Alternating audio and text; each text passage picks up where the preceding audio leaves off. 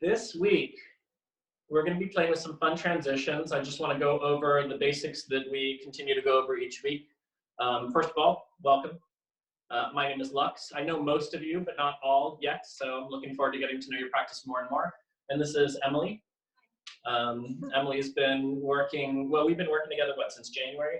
Yeah. On these classes locally here in Seattle, and now still locally here in Seattle. We're really thrilled that you all came to visit us here in Seattle as the weather's turned really nice. It's very sunny out, and it's a great time to be here. We're really grateful that you're all joining us in the Northwest where the weather is beautiful here.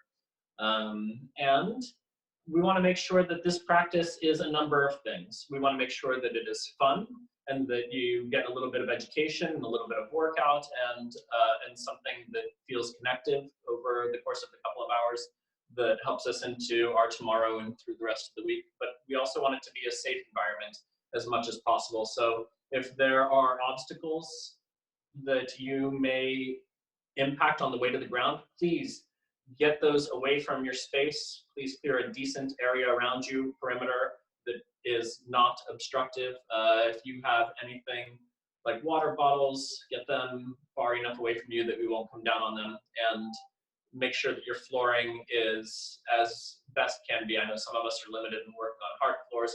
For those of us that don't have a nice soft floor underneath us, please be very conservative with the variations that you take.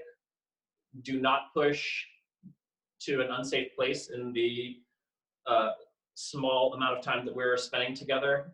So be conservative and try not to think that you need to push to your absolute edge with everything that we do. The communication in this class is, of course, strange because we have this digital interface between us, and while we're working within that parameter, we've developed a few things that can make it so simple communications can still be achieved. Broadly, the one that we look for most is just a simple thumbs up. We ask a stupid question. It's really just to make sure that we're all still paying attention and all still here. And so I'll say, how'd that go? And you're gonna go thumbs up if it went well. You'll go this way if it didn't go so great. This way if you're like, we probably need to review some stuff.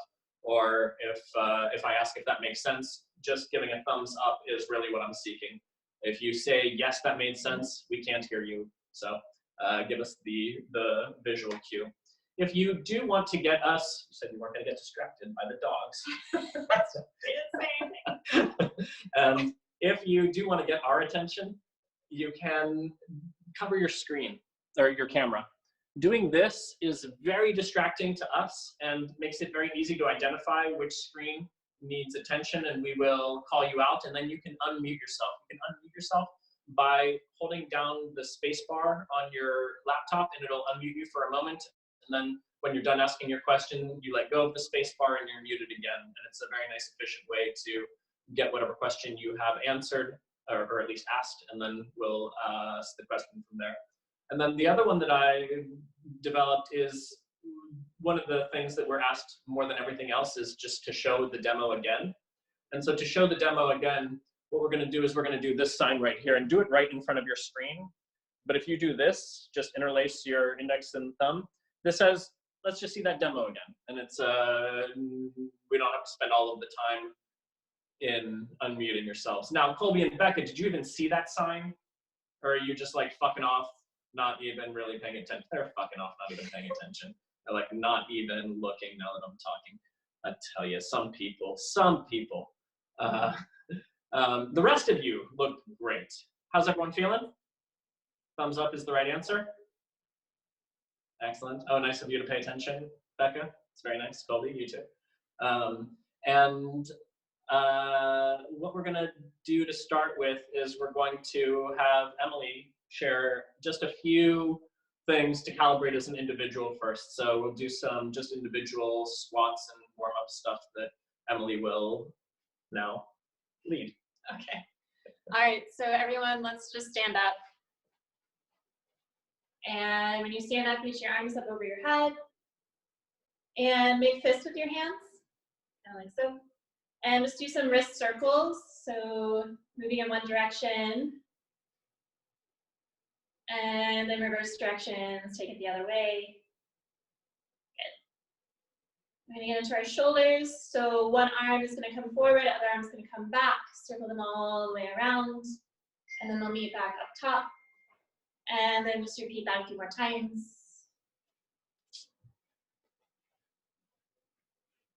Looking good. And then we're going to switch sides. Whatever arm came forward first, do the other. All right, step those feet a little bit wider apart, everyone. Relax your arms over to the side. We're going to twist our spine. So rotate in the middle back. Just letting your arms kind of flop back and forth.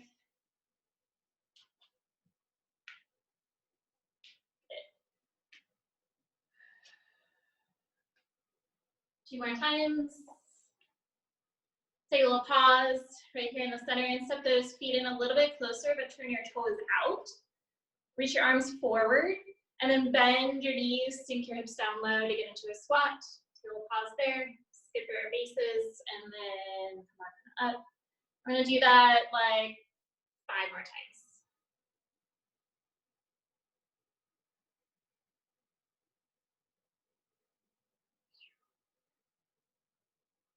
And then last one.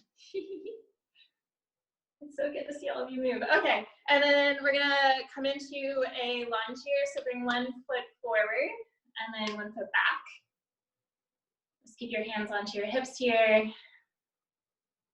You can either stay here if you want to. You can lower down onto your knee if that's successful, or release your toes. Get a little bit deeper into the flexor.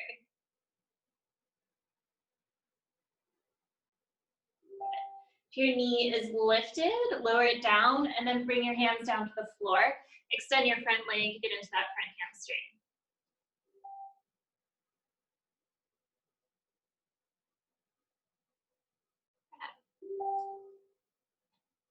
Sweet, and we're gonna switch sides. So, come back to stand. Step with the other foot on forward. Step the other one on back, getting into the front hip.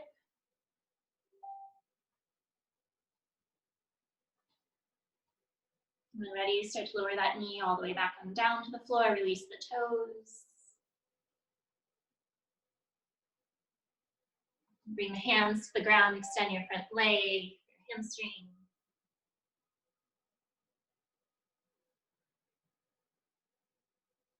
And then we're going to step on forward. And that'll be it for now. How's everyone doing? Good? Thumbs up. Awesome. All right, so now we're going to get into some more partner-based warm-ups. All right, so for our partner-based warm-ups, the first thing that we're going to play with is the plank walks that we've been playing with. So we can do these the same as we've been doing these last few weeks. We're going to walk from the hips down to the ankles. And when we get there, we're going to do some leg circles with the flyer. The arms are going to stay nice and strong for the base flyer, and it looks like this.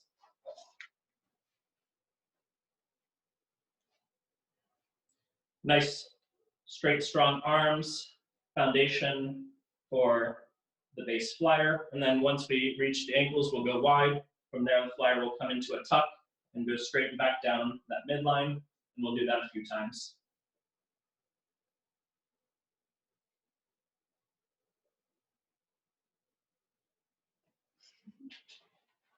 So at least that just to get our first calibration and just walk the plank.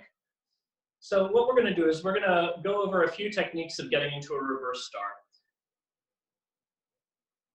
There's benefit in being able to execute any of them, but in transparency, it's not very important how you get into a reverse star. All that we care about is that you can be in a reverse star. So it does not mean that you have to be able to jump from the ground to be able to get into it. It does not mean that you have to be able to hold on to the calves. It doesn't mean that you have to be able to hold on to the hands. But some method of getting into a reverse star is what we're seeking. And we'll show some techniques to get into it and see if any of them work for you if you're one of the thumb sideways folk.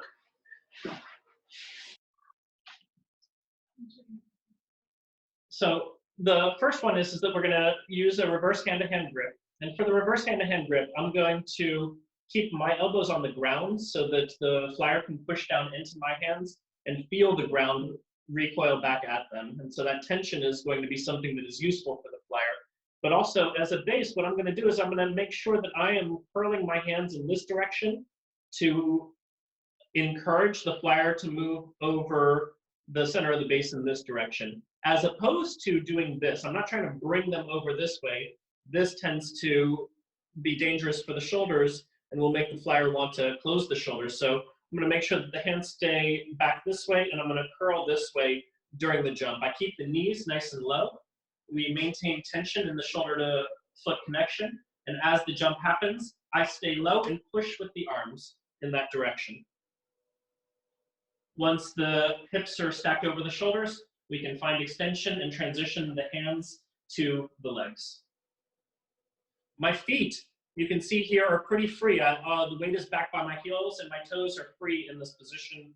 And I'm not flattening out in this direction, which makes it go more to the flyer's collarbone. Instead, I'm finding extension through the ankles so that it moves toward the back of the flyer's body.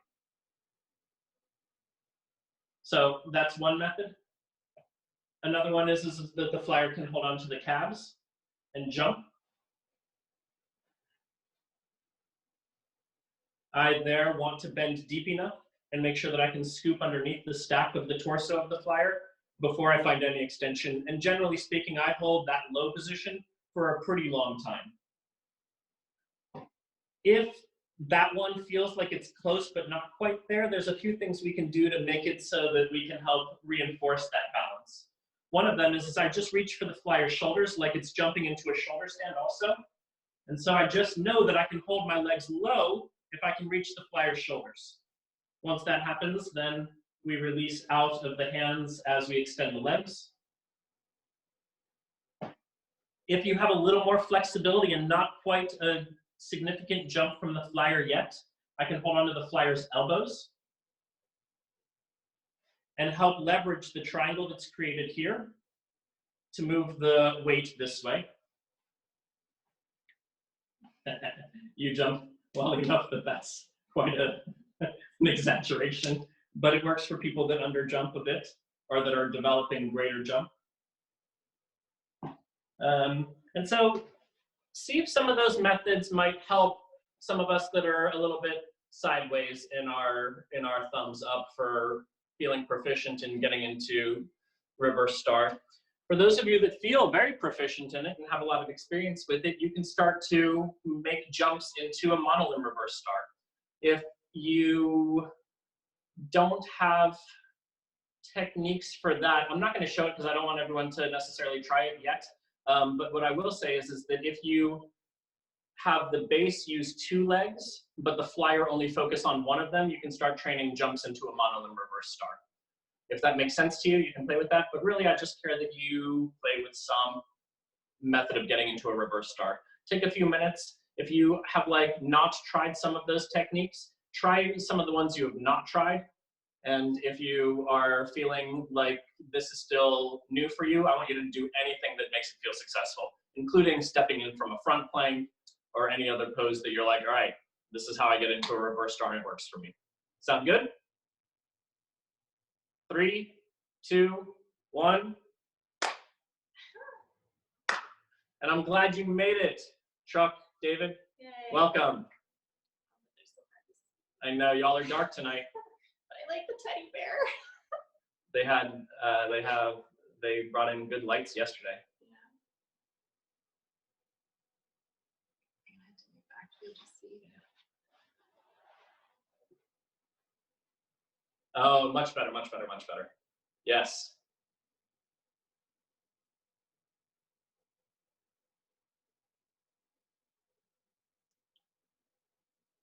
Nice.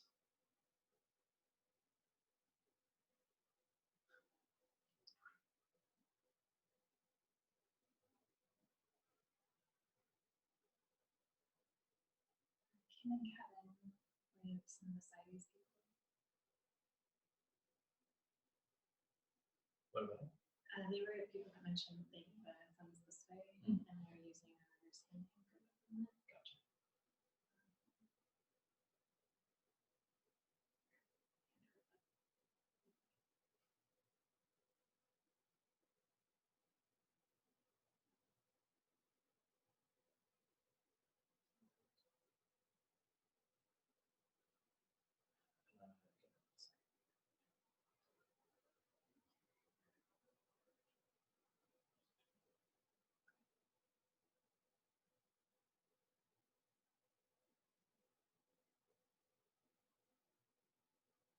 Looking good. Looking real good. I like we're watching people go through a series of different variations. Heather and Leslie, just so you know, I can't see anything aside from fur.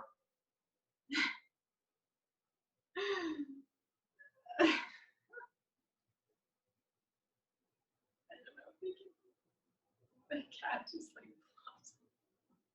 Yeah, happens. Yeah, nice to see you again.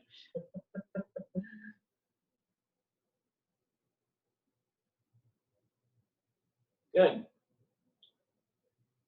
I'm forgiving a lot of our forms because of low ceilings. So some of us that have weird spine things going on, I get it. Our ceilings are a little low. No judgments. No judgments. I mean judgments, but forgivable judgments.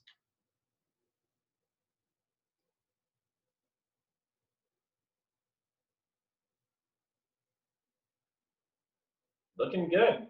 Monolimb jumps are looking good. All the variations.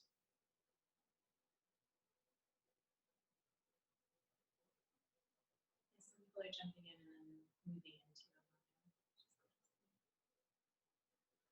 Let's go. Shin, shoulder, sacrum, walk over.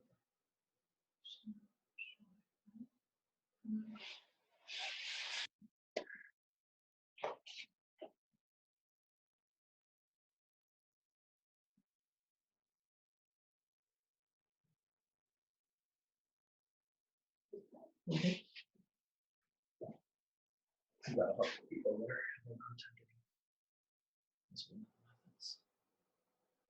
That looked good, Kim and Kevin.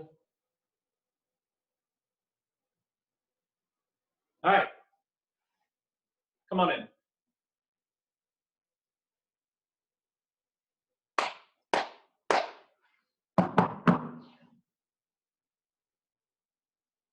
I hope that has the same bellowing sound over the microphone that it does real time, because these are the same floors that I use in my classroom, and so they have that nice thuddy echo sound of the floors that we're used to. So it should have a nice nostalgic feel to it, hopefully.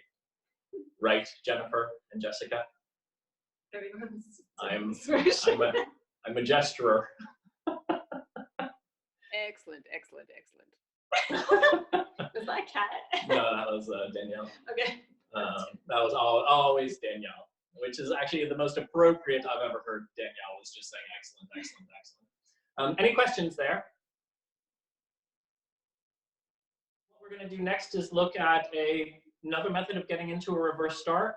What we're going to do is we're going to connect with the shin to foot, and the second foot's going to go directly to the shoulder.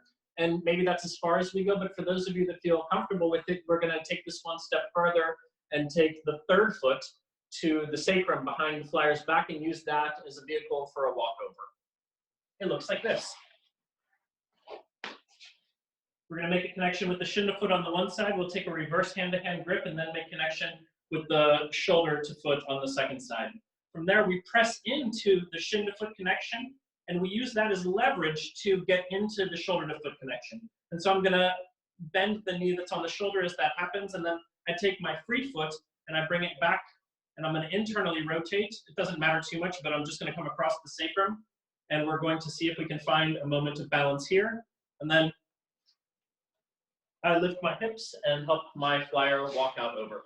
If you're like, well, if I bring that foot to the sacrum, the flyer's going to fall toward their own head, don't take that method. Don't take that variation. Just do the shin to the shoulder and pike your way to the ground.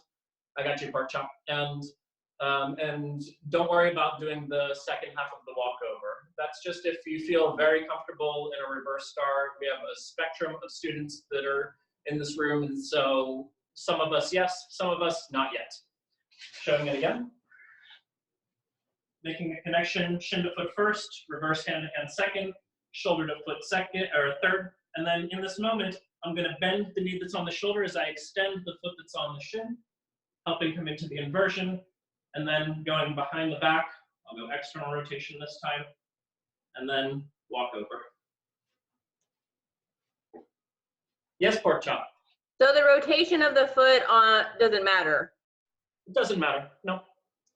It's to turn it across the sacrum is a courtesy, so that we're not pressing into the spine in weird ways. All I'm looking to do is cross the sacrum. So I internally rotated one, externally rotated the other. The results are the same. You might get a little bit different variation. It might step over the right shoulder on one, the left shoulder on the other, kind of thing. Any other questions? Okay, prove it. 3. Wait, Matt and Rachel? Yeah, you can go and practice, but anyone that has a question, feel free to stick around and ask. 2, 1, and then Rachel, I'm with you. Hey, sorry, mine's not strictly related, so I wanted to wait a little minute. When you're flying mono reverse stars, do you, the shoulder that you're on, do you have that arm more extended or closer? Oh, if I'm in I generally have the inside arm closer and the outside arm longer. So if I'm on the shoulder, it will be the, that same side shoulder is usually lower. But to tell you, Rachel, I've seen this work in every single orientation. I've seen it work in this way, I've seen it work in this way, and I've seen it work where it's completely centered and the arms are on the same exact spot on the calf. All of it. Okay, cool. Okay, awesome. Thank you. Phenomenal. Yep. What we're going to do is this brand new thing that was written, I don't know, 15 years ago or so, called a ninja star. And we want to take a look at it for a couple of different reasons. One is it's a nice, fun calibration to do. There's one piece of it that's going to be useful for what we're going to do later, and then another piece that's just worth looking at so that we're not going through a ninja bat, but looking at actually opening this up to a ninja star. So, a couple things. We'll go here. So starting off in this inside star position, we're going to try to use the leverage that exists between the flyer and base's hand. And the flyers can really do a lot to push their hand into the base's shoulder. So if the flyer tries to find the base's shoulder through the hand-to-hand connection, that's going to help us find this moment into the rotation. And then I bend the knee a little bit to help the top hip continue to rotate. And then in this moment here, most people go through a straddle bat. Go ahead, go through a straddle bat. But we're going to do it different. Instead, what we're going to try to do is we're going to try to do this through a back bend. So the flyer brings the elbows together and lifts their chest up and through, and then brings the feet far away from the base and keeps it open in this straddle position here. And then the base is going to take and bend the opposite hip, and we use that leverage, pushing the underarm through and using the top arm to find that momentum all the way back around to our second side again, and then opening up for what we do as a ninja star, avoiding the ninja bat feel to this move. It's one of those things that's quite simple to do. It's quite complicated to do well.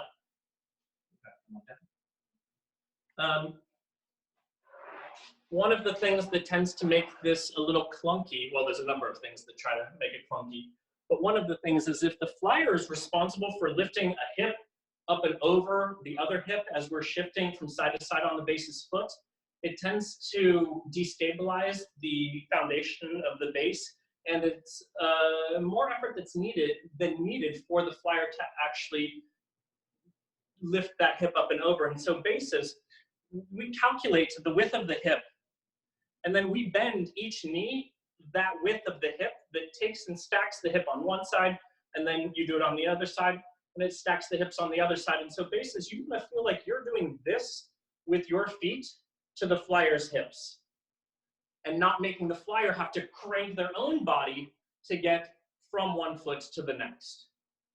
And if we can get that coordination, that's already a significant feat. If, in addition to that, we can get the arms to work in concert, brilliant, beautiful, that's what we're seeking. So most of us probably already have done this 300,000 times. Let's see how well and how refined we do it. Any questions? Yeah, Janae? Can you do it from the other side to show the foot placement on the receiving hip Absolutely. back bend?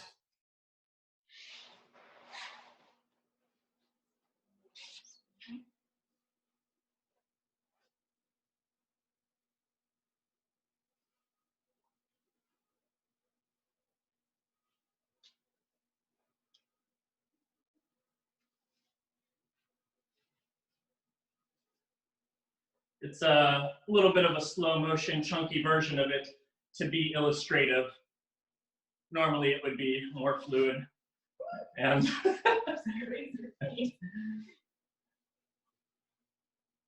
and would not have quite the clunk. I'm exaggerating the knee bend to be illustrative. Cool? Any other questions? All right, 3, 2, 1. Moving on, we're looking at we want to find a very strange position that's going to be a bit of a stall pose. That position is going to be a similar inside star that we played with last time, but the second foot, it's going to come and cradle the shoulder and neck of the flyer. So I'm going to bring the top of my foot a bit behind the neck, and there ends up being this little nuzzle between the flyer's head and the base's foot. And we're going to try to find that as a vehicle to let go of hands and see if we can balance that without hands. And so really what we're looking for is just this position right here. The flyer lifts the top shoulder, and that is what helps keep this weight stacked over the base's legs. I do have the foot that's on the shoulder a bit bent, and the leg that's connected to the flyer's hip completely extended. Can you show this 180 degrees?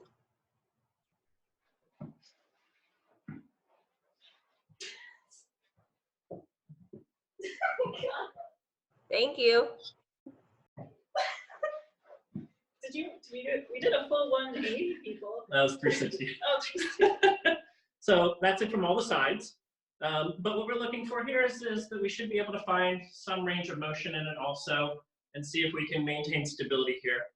It looks like this is one of those things where we tell flyers to hold their shape, but fuck that noise. Flyers are doing tremendous micro adjustments that are helping this balance. So abdominally, the top leg and the top shoulder are all vehicles that the flyer has to help make adjustments as the base is making movements underneath.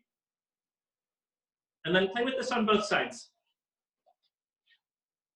We use a reverse hand-to-hand grip to make the connection point, and then we release the grip as it feels comfortable.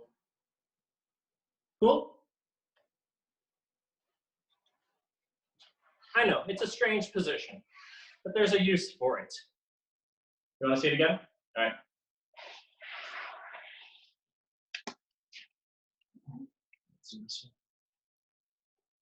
So I don't want to be here. I think this is where you were.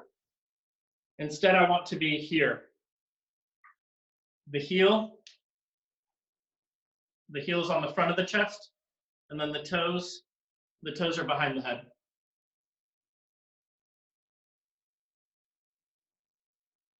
I'm sorry, can I just see the pose from like a straight view? Yeah, like this. Yes, sir.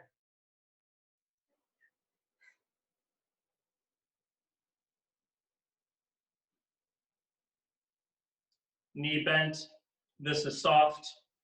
This is where the balance really is. This is for steering. Sorry.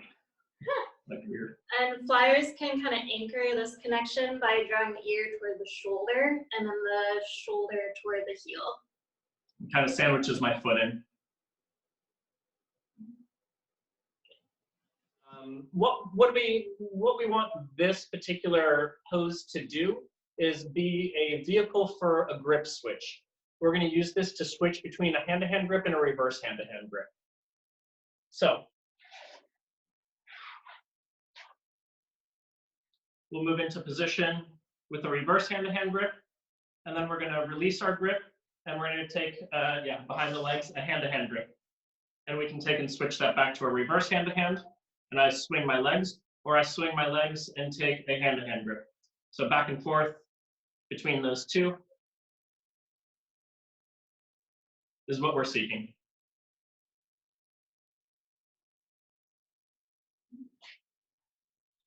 It should be a short round. I just want to see if we have that simple ability to transition between those two grips. There are two basic poses that we're doing from this position. One is the backside of a ninja star, and the other is a reverse star. And so we're going to look at going to those two places from that grip switch.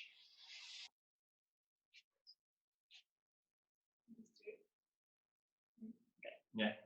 So with this, we can either go to a reverse star or back, and we can take the hand-to-hand grip, and it does become a vehicle to go to the second side.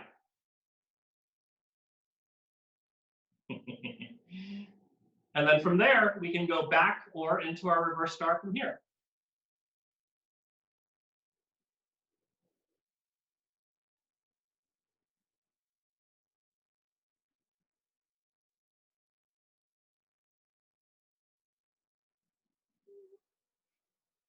And that's what we're attempting, is to look at the vehicle of getting that neck to foot cradle as a method of changing our hand grip and going either to the reverse front plank in our ninja star style movement or to a reverse star for the inversion.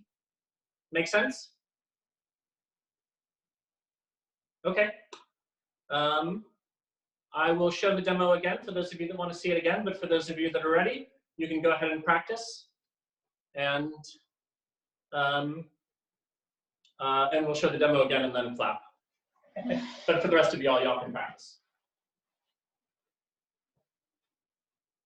So we're in this position with the cradle. We're either going to take a reverse hand-to-hand grip or a hand-to-hand grip. The reverse hand-to-hand grip goes to reverse star.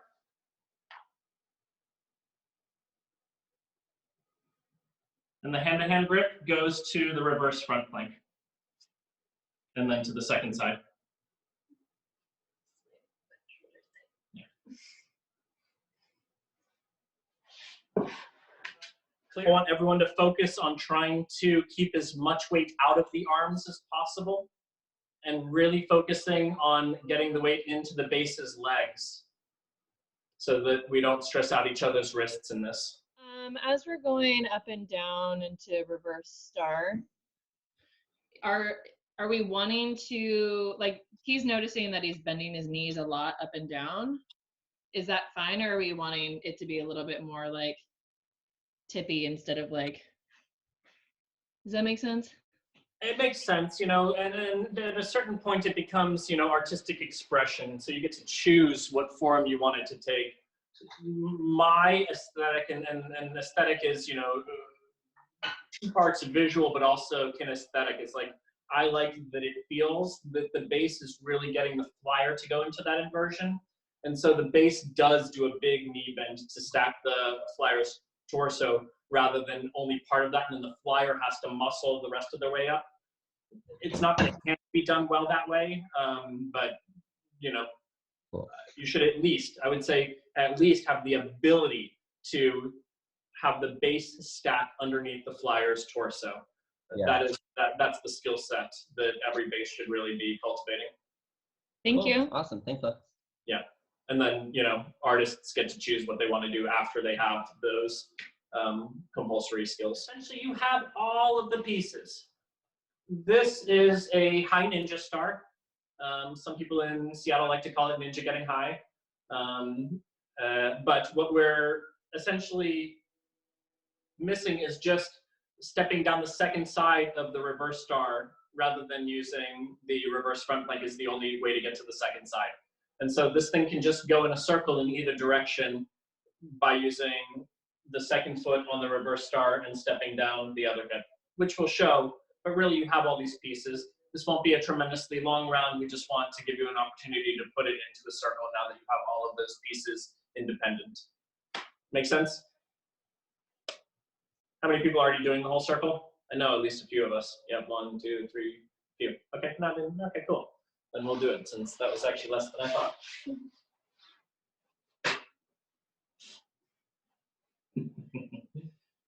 So we'll start off in our inside star. We'll go to a reverse star with our reverse hand-to-hand grip.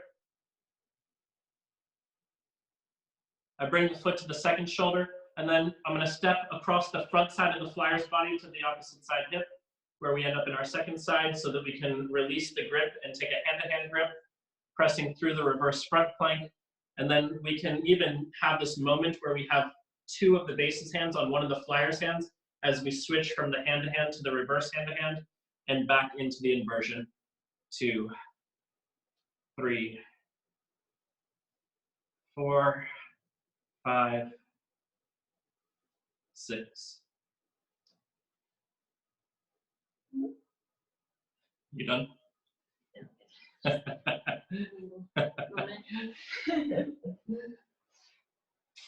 So really, you have all of these pieces. It's just stepping up and down from the reverse star is the only thing that we haven't actually done yet. Any questions? Okay, great. So take a moment, do the whole thing in a circle and see if you can figure out a moment where things are a little bit unstable. Identify what's making it unstable and see if you can work on refining that little piece. And ask questions if you can't figure out what that hiccup is, and we'll help identify where that moment is and what to modify to make that smoother. Sound good? All right, 3, 2, 1.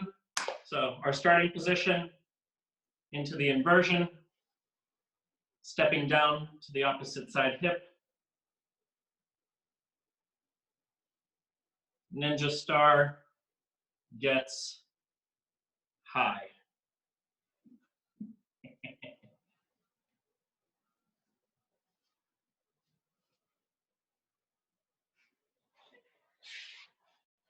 Oh, do you see Awesome. it? Okay, great. Good, good. What we're going to do next is look at an exercise that we've been doing as a calibration these last couple of weeks, but I just want to at least get some, I lied. Let's play a little patty cake. Little patty cake? All right, we'll play a little patty cake. So we're going to start off in a reverse throne, and we're going to use reverse throne to do a little bit of rotation and grip connection. What we're going to do is the base is going to rotate and the flyers are going to rotate, and we're going to take a reverse hand-to-hand grip, not here between the flyer's legs, but here on the outside of the legs. We extend and then bend again for the rotation and do our grip, switch, patty cake style. I don't actually play patty cake, so I don't know like what pieces I'm missing. The hand thing. But really just that. Mostly just so that we're practiced at not reaching between legs. That's one of the things that we see so frequently that it's worth taking around and just not reaching between the legs, but reaching to the outsides of the legs. So take a few moments, swivel them hips, swivel them spines, clap them hands, have that fun. 3, 2, 1. We're going to move from there into a reverse star. One of the things that we want to look at here is that if we're on the bottom of the hamstring in our reverse throne, we want to try to get the IT band and even moving toward the top part of the thigh to be the connection point when we start to move into the inversion. And so there's a moment where the flyer is going to be pushing down through the arms to lift their leg up so that it can slide from the hamstring to the IT band. So we'll take a look at that moment and use that as a way to get a bit more rotation and a bit more stability for the inversion.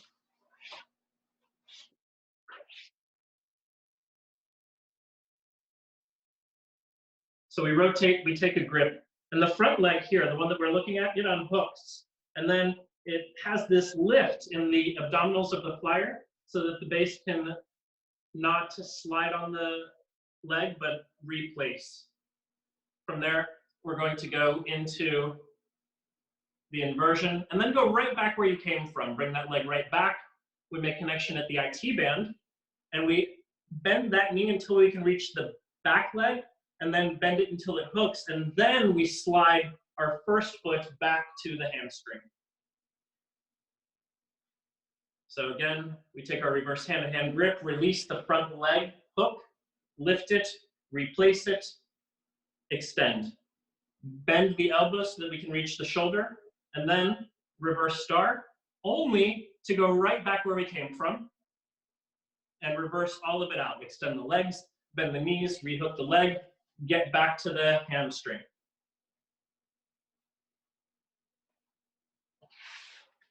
My first acrobatic partner used to always say, anything worth doing is worth doing backwards. And so we want to be able to feel not only going into the inversion, but coming out of it. Any questions? Cool. Well then, let's take it on 3, 2, 1. What we're looking at now is really, rather than just going up into this inversion and directly coming back out, is simply bringing the second foot to the second shoulder and then doing it on the second side. So we call, really this is what we think of as part of a calibration sequence. It's really a transition between two poses, a reverse star and a reverse throne. And at some point, it really is a lot of fun. And so they were like, well, what's this called? And I'm like, I don't know, it's a reverse throne and a reverse star. So why don't we call it reverse strone? And so it's like seriously just like a blend of those two things. And that's all we're looking at here.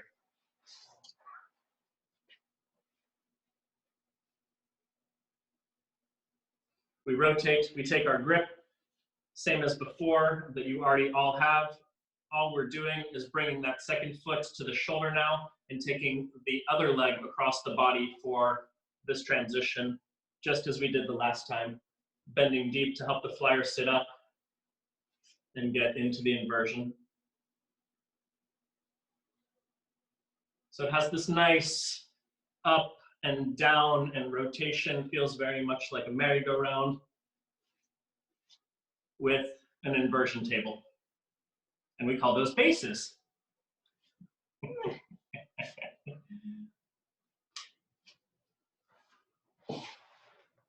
You already have these pieces, now just connecting it to both sides. Questions? What does this gesture mean? Like, eh?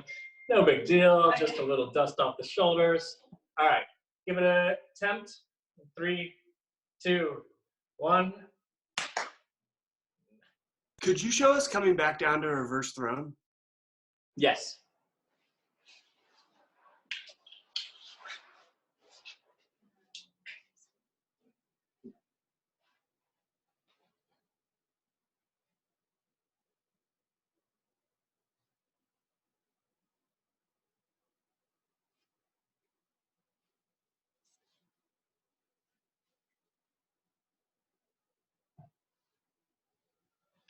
Is that good? Yep, thank you. Okay, great. One of the things that we're seeing more than everything else is really this struggle with the arms. So here, if I think that I have to keep my arms straight and strong, watch what ends up happening to the flyer during coming into this inversion. We end up in this position where the flyer's arms are, and even if you bend your elbows, because that's what most flyers are doing, they end up in this position where they're pinned and don't have really the ability to get as much pressure through the arms because they're pinned. And so what I do is I drop my elbows and get the flyer's arms nice and strong so that we can push through those arms together. And then we can go into the inversion much easier that way. Want to go to the inversion? And so that's one of the things that we saw with a few people is just if the flyer's elbows end up pinned or pinned, we don't have quite the ability to push out as efficiently. It's the end range of those muscles. And so bases, it's really easy for us to just extend our elbows, but we have to resist that and think, I really want my flyer's arms to be long in this moment so that we can get that strength through the flyer's arms. Let's take a look at a transition that is going to be another method of getting into a reverse star. And this will have some of the same exact challenges that we've been looking at, is making sure that the arms stay nice and long for the flyer, and that we're looking to figure out how to utilize the pressure in one part of our body's connection to let weight pour into another part. We're going to start off also just with the shin to foot balance. And so I want us all to even just balance this without arms for a moment and just be able to be in our shin to foot. In that shin to foot, I want us to be able to take our reverse hand-to-hand grip and shift to one side. Oh, you shift to this side?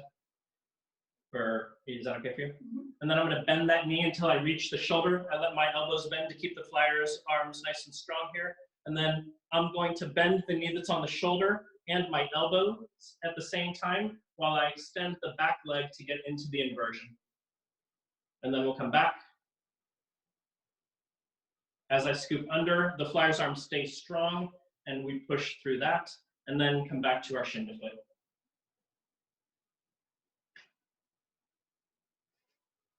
So shin to foot to reverse star, back to shin to foot, all in an effort of, do we have the ability to work these 4 points of connection independently of each other? Do we have the ability to not let the arms overpower when the legs are trying to do the work, and keep all of these things in congruency with each other? Any questions? One more time? All right, yeah, happy to show it again. The other side.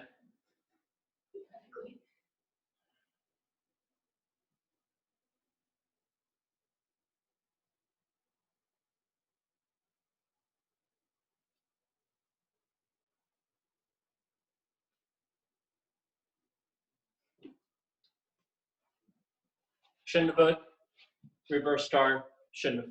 Nice. Well done, everyone. Well done, well done. How's everyone's wrists? Wrists are okay? Yeah. Nails, maybe not.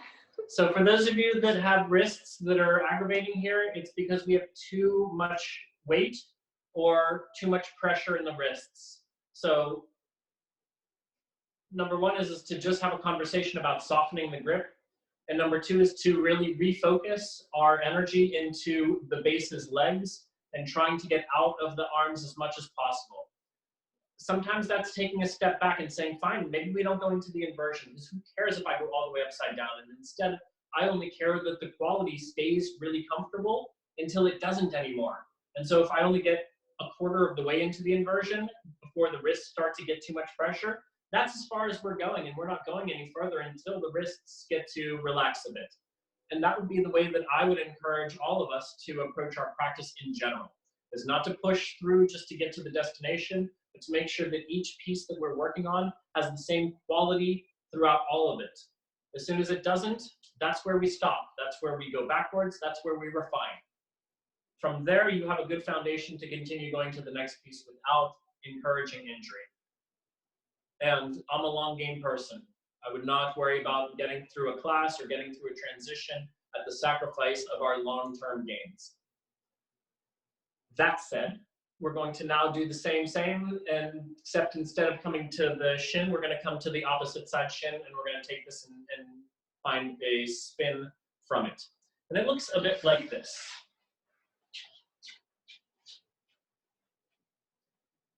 From reverse start, flyer is going to give me a shin, and I'm going to follow that. So I'm going to take my opposite side foot to that shin. I bend the knee to get there. The flyer bends or extends their legs to get closer to there. Again, keeping the flyer's arms nice and long and strong. They bring the leg through, and I internally rotate my foot to the hamstring as I get there. This is a moment of a kind of a strange position, but the shin to foot connection is no longer bearing weight. So once we get here, the flyer can just sit in that one foot, never even has to hook the second foot, and we end up in a reverse throne that's open. From there, we're going to go all the way around the circumference of the leg, from the hamstring to the thigh, through the IT band, back into the inversion. One more time, flyer is going to present a shin.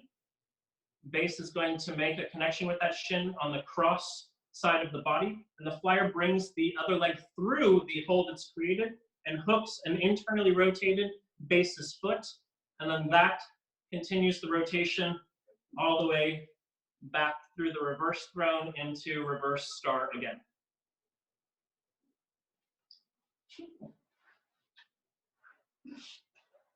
Make sense? Any of this? A little bit of I this? think so. Yeah. All right, we'll show it again. And before we do, I'm going to talk through it again because I want us to start to, or continue to cultivate our ability to audibly hear something and physically start to imagine it or feel it just within us so that eventually we don't have to do as many demos and we have the vocabulary start to make shapes in our brain. So we're going to be in a reverse star. We're going to take a reverse hand-to-hand grip. The flyer is going to present a shin, and the base is going to step the opposite foot to it. And then the flyer brings their free leg through the base's arms, and the base is going to internally rotate their foot to catch the hamstring there. And that turns into a reverse throne. That continues the rotation all the way back into the reverse star. So it really is about finding this position here for the flyers, where we have a connection with one shin and bringing that second leg through the arms to get hooked into our reverse throne. Visually, we'll show it as partnership here. From reverse star. Flyer presents a shin. Base is going to take the opposite foot to that. And as that leg comes through the arms, we hook it all the way back to our reverse star again.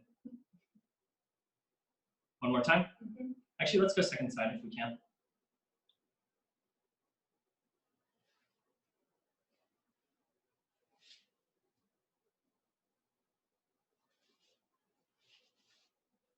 Slippery pants. Cool.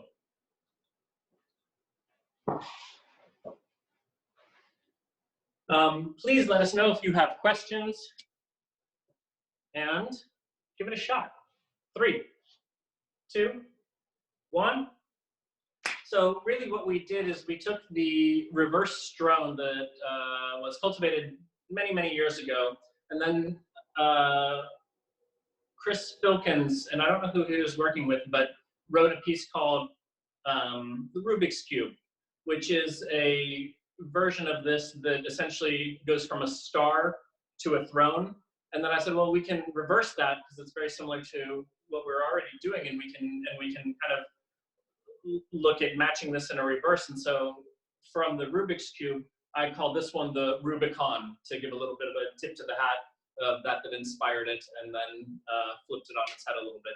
And then one of my students, who is a phenomenal geek in so many beautiful ways, said, yes, yes, once you cross the Rubicon, there is no going back.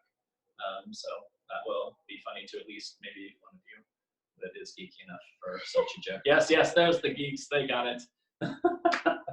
For you Roman history buffs. For the rest of us, who the fuck cares, right? Again. You want to see it again, or you want the joke again? Okay, well, let's do it all again next week. What do you say? Let's meet here in 7 days, minus 2 hours, and get back to this place again. And Danielle, I also am happy to stay after class and show it again if you want to see the technique for this again. I should say, hopefully we're happy. Yeah, we're happy. Yeah. Okay, yeah, we're happy to do that. Cool.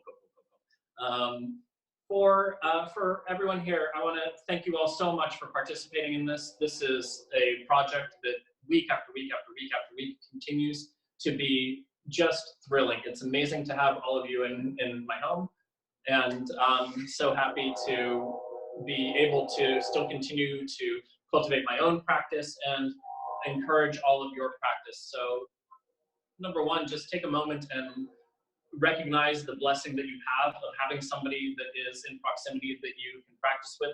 For those of us that are on the phone that are tuning in, thank you so much for being here and at least being able to embody these things internally. And maybe I see some people are doing them on inversion chairs and whatnot. So anything that we can to get some practice in. But for those of you that do have the physical proximity to another human, it is really in this moment quite a blessing. And so turn to your partner and thank them not only for being able to work with you and being willing to work with you, but also for basing and for flying and for participating in acro with you in addition to whatever other life you're existing in together. Thank you so much for doing this with me. And thank you all so much for supporting this project. It's really exciting. And each week we're getting more and more encouragement to not let this format end when we're allowed out of our houses again. So we're hoping that this is something that we will continue to be able to offer even when we come back into being, even when we're allowed to be in groups together again. We're pretty sure that when social distancing ends, that classes will not be able to happen because of the number of people in such a small amount of space. So even when we're allowed out, this still might be how we're practicing for a bit of time. So keep tuning in and keep asking questions and reaching out to us and let us know if there are things throughout the week that we can help you with.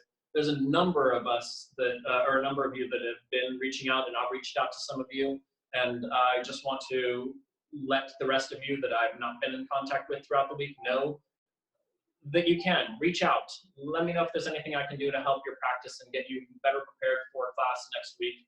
I'm happy to participate in that. Thank you all so much for being here.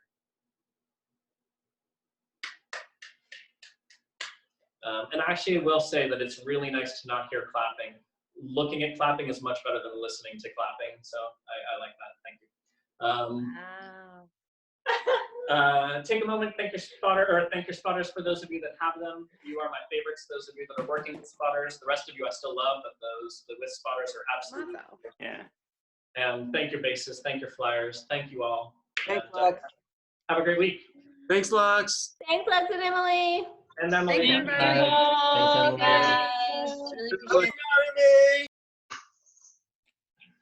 Bye, guys. Thank Have a you. good week, everyone.